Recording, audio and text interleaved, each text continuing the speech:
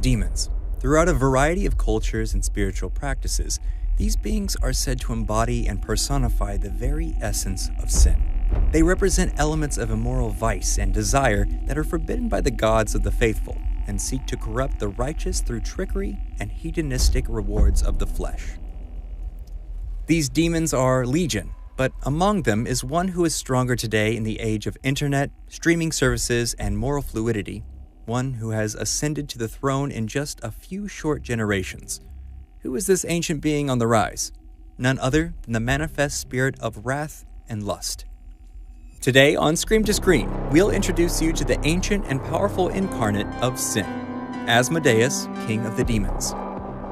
Before we indulge in the devilish delights that await, make sure you subscribe to The Graveyard Shift and let us know in the comments which true-life horror stories you'd like for us to cover in the future.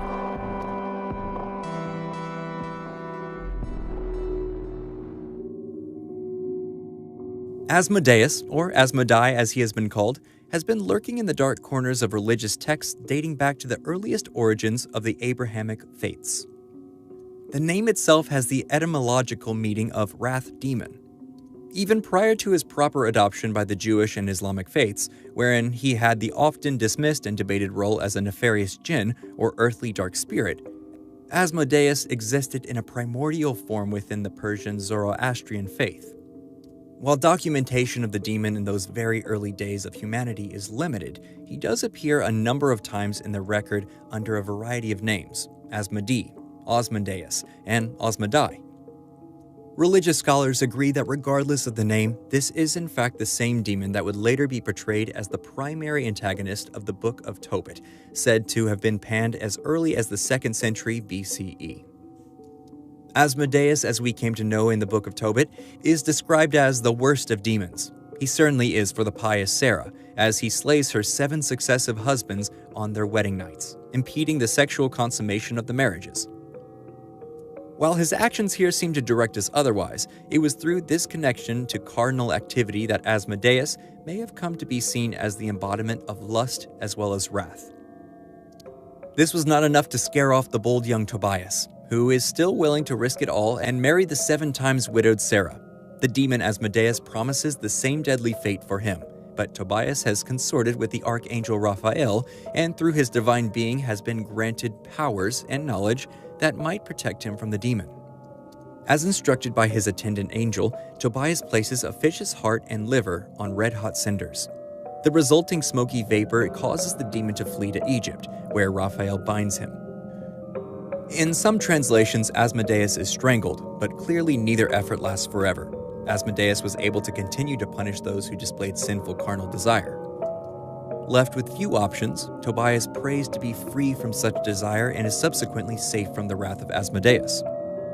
In the Talmud, the text that defines much of the Jewish law and custom, Asmodeus appears again, here referred to as Ashmendai. His characterization in this text is much different from the Asmodeus of Tobit, rather than a vengeful celibate.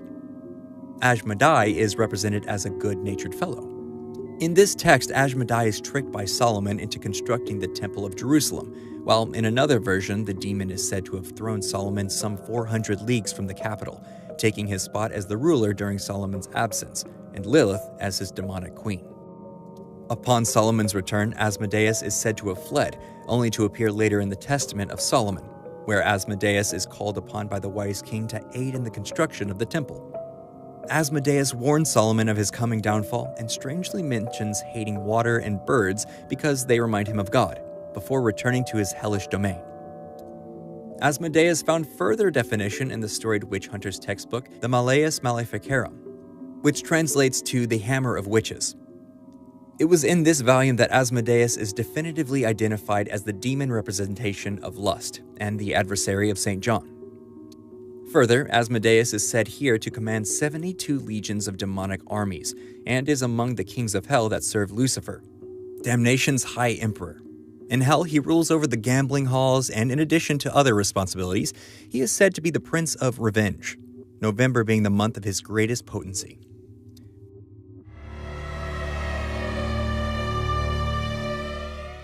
Demons can take on many shapes and appearances. Part of their deception is reliant on presenting to the unwitting as kindly folk, or something other than a monstrosity. This allows the demon to engender trust among the desperate and downtrodden, permitting the corrupting forces of these devils to be accepted without knowing exactly the kind of entity they may have met on the crossroads. That said, each demon has their own true form, the one in which they typically inhabit while ruling over their respective provinces within the circles of hell. Asmodeus is among the most bizarrely terrifying of the identified demons, a chimera-like being of such magnitude and awesome power that one is said to be at risk of succumbing to insanity when gazing upon the king. Our understanding of the true appearance of Asmodeus is derived from Ars Goetia, the Lesser Key of Solomon. Compiled in the mid-17th century, this grimoire of demonology identifies and further defines 72 demons, number 32 among them, King Asmodeus. Here he is described as horrifyingly strong, a being of near godlike powers and uncanny abilities, and he has all the physical characteristics one might expect such a creature to possess, and more. This three-headed titan looms like a tower. Each head bellows and screams, with brilliant plumes of fire and sulphurous smoke blasting from his three mouths as he issues forth blasphemous and profane words in a variety of tongues. One head is that of a bull, thick of neck, sinewy strength beneath fur caked with blood of the sinful, wicked horns splayed wide, while fiery eyes seek those who might seek revenge or lust without considering the consequences of sin. The central head is that of a man, raging, spitting demands of all who hear him. Atop this twisted guise, a gleaming crown, his royal symbol of his position among the lords of damnation as its king. His foul expression of disdain and judgment forever etched into his hell-born flesh. Finally, his third head, that of a ram. This head too communicates strength and power, as well as a willingness to pound and crush those who have wandered from a righteous path into the lake of fire with its thick and twisted horns. Its beady black eyes penetrate into the very sinful essence each man and woman must do battle against during their time spent in the mortal coil. In addition to the many heads, a long, thick serpent's tail extends from the demon's humanoid body, lashing and flicking anxiously as the king seeks those who might meet his needs or require his assistance in their descent into torment. Wielding a lance the size of a Douglas fir, as if a weapon was even required of a beast so mighty, this seems almost for show, as hanging from the weapon is a long banner proclaiming his lordship over the 72 legions of inferior demons. This army at his beck and call to do his dark deeds for him, should he not wish to soil his infernal hands upon any servant of God that may stand before him. As if that wasn't enough, Asmodeus rides a dragon. For as large and mighty as the spirit is, the dragon is even bigger, able to hold the demon aloft, and with a few beats of his thick leathery wings, to take flight in pursuit of prey and those who would flee his terrible presence. The dragon is said to be invulnerable to attacks, its body covered in thick shingles of scales black as coal. Everything about this mount is a weapon. Its four legs each end in a series of talons like a reaper's scythe, razor sharp and deadly accurate. The dragon's maw is set with tusk-like fangs and rings of teeth, only made more dangerous by the dragon's ability to belch flame and render any who dare challenge the King Asmodeus into a pile of ash. Asmodeus is truly terrifying, knowing that he is able to appear as a seemingly normal and good-spirited man, as seen in the Talmud, only adds to the already incredible strength possessed by the ancient beast.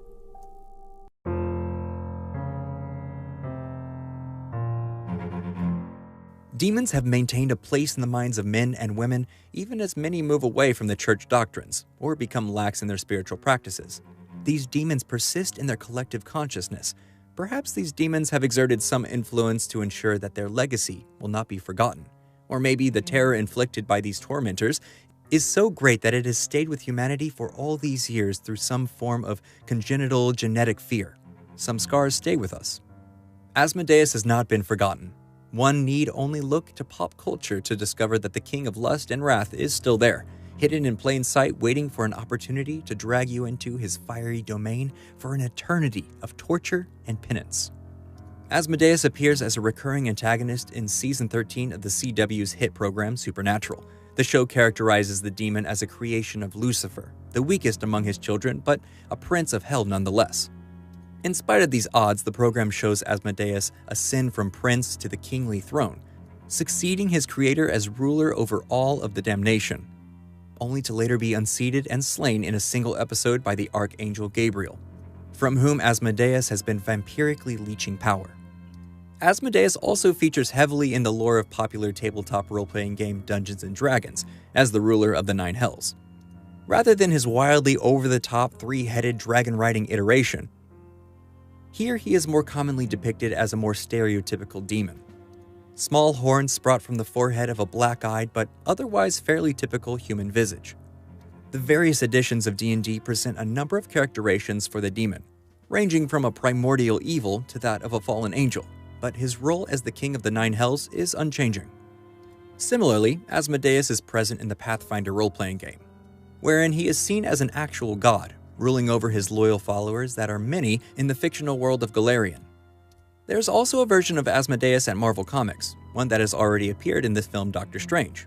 We don't blame you if you can't recall this, as the appearance was made in the 1978 made-for-TV version of the now-beloved character, but there is still hope that Asmodeus may arrive in the modern MCU at some point down the road. It's impossible to predict where this King of Hell might show up in the future, but it seems certain that he will continue to do so for a very long time. What do you think of Asmodeus? Is he a misunderstood three-headed bestial manifestation of lust and wrath with a bad rap? Or is he not one to be trifled with? What kind of games do you think can be found in Hell's casinos? Do you have a demon in mind that you'd like for us to cover in the future? Let us know in the comments down below, and please be sure to like and subscribe to The Graveyard Shift. And, as always, check back next time to find out what else will make it from Scream to Screen.